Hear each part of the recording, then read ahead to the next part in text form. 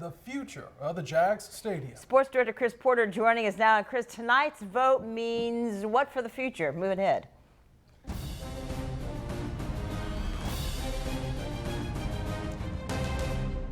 Hello, everybody. The so-called Stadium of the Future up for a vote tonight. The $1.4 billion stadium renovation would be the biggest investment ever for the city of Jacksonville. Here's a look at the proposed funding agreement. The city would spend $775 million, including its current price of $150 million in stadium upkeep. The team would spend $625 million and cover 100% of project cost overruns.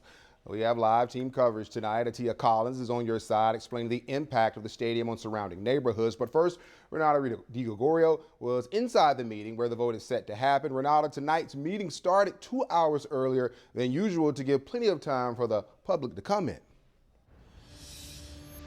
Yeah, Chris, just in the last hour, more people have been coming into this meeting, but they're still waiting. They're still getting through all that regular city council business before tackling this Stadium of the Future deal. A number of people have come in wearing t-shirts that say they support the stadium, has a picture of the stadium on them as well. During public comment, most people who brought up the stadium pushed the city council to not approve it without additional money for the community that was struck from the deal. So if the deal is approved tonight, the next step is 75% of NFL owners have to approve the stadium.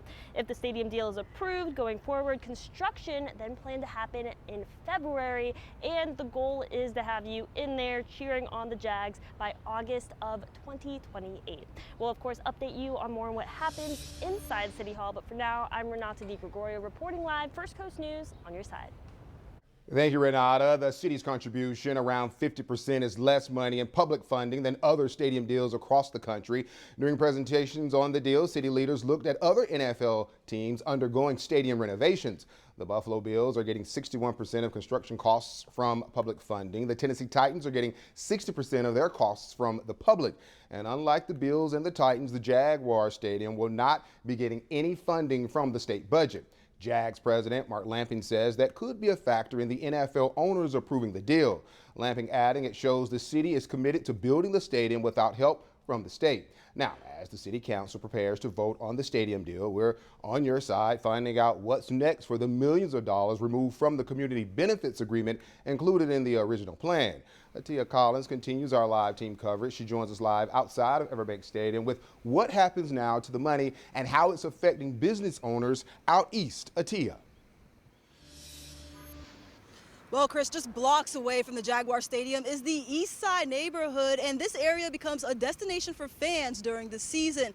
That's why business owners that I talked to and the city council leader representing this district believe that once the stadium is renovated, this neighborhood should not be left behind.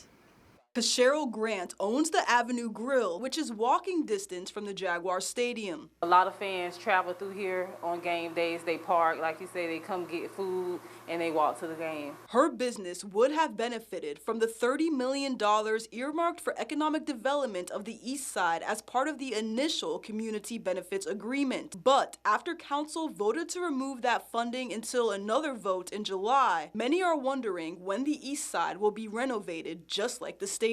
There's been infrastructure being built around this area specifically for years, and we haven't been included.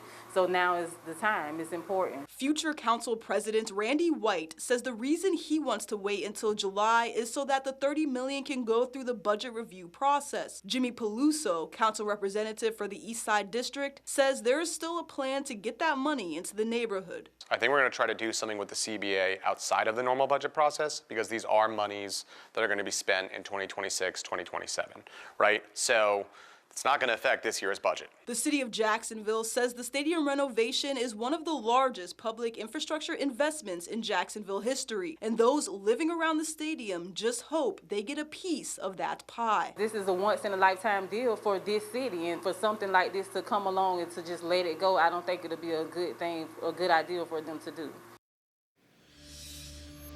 And at last check, the Jaguars were still going to contribute $150 million towards the community benefit agreement. That sum will be paid out in installments over the term of the agreement.